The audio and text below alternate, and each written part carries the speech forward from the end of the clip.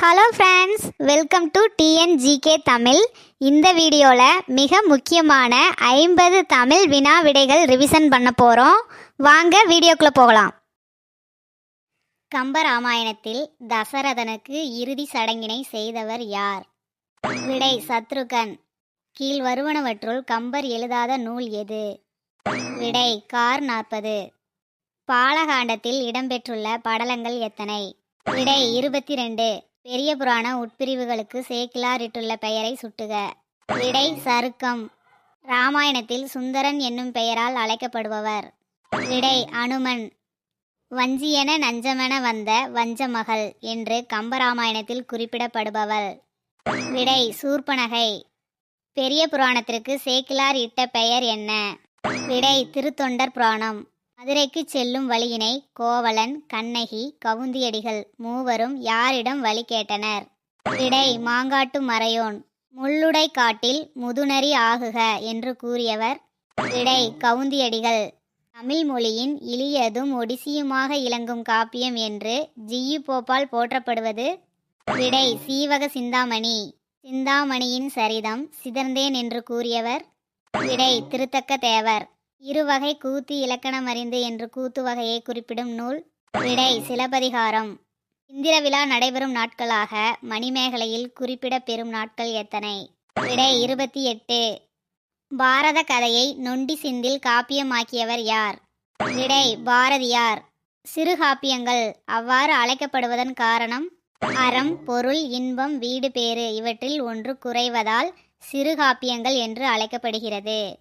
காலக்கவி என்று கூறப்படும் நூல்? குண்டலகேசி. சீவகனுக்கு கல்வி கற்பித்த ஆசிரியர்? விடை அச்சனந்தி.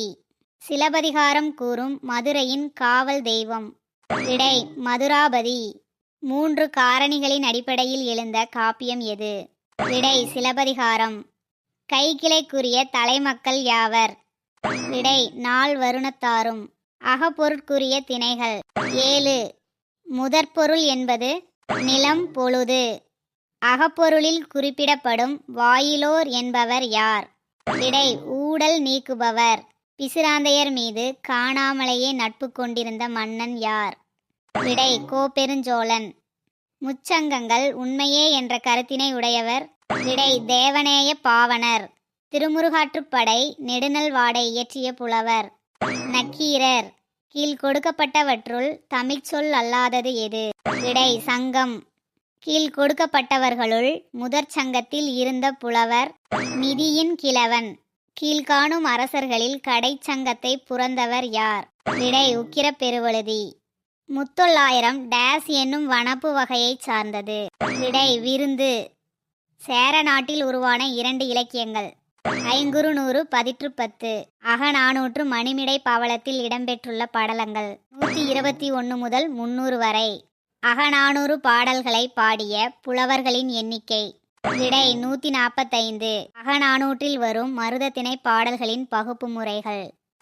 6, 16, 26, 36, 46 என வருவன. 10 பாட்டில் ஆற்றுப்படையாக அமைந்த புறநூல்கள் மொத்தம் எத்தனை? 5. அகநானூற்றில் 2, 8 என்ற வரிசையில் அமைந்த அகத்திணை நூல்? விடை குறிஞ்சி. 10 பாட்டில் உள்ள அனைத்து பாடல்களும் இயற்றப்பட்டுள்ள பாவகை எது? ஆசிரியப்பா. 10 பாட்டில் உருத்திரங்கண்ணனார் பாடிய 2 நூல்கள் எவை?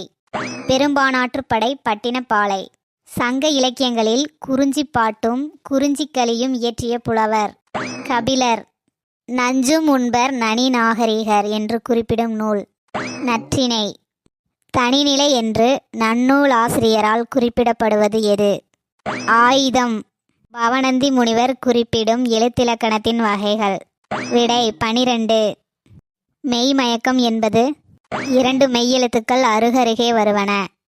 தொல்காப்பியர் குறிப்பிடும் சார்பெழுத்துக்களின் மாத்திரை அளவு? அரை மாத்திரை.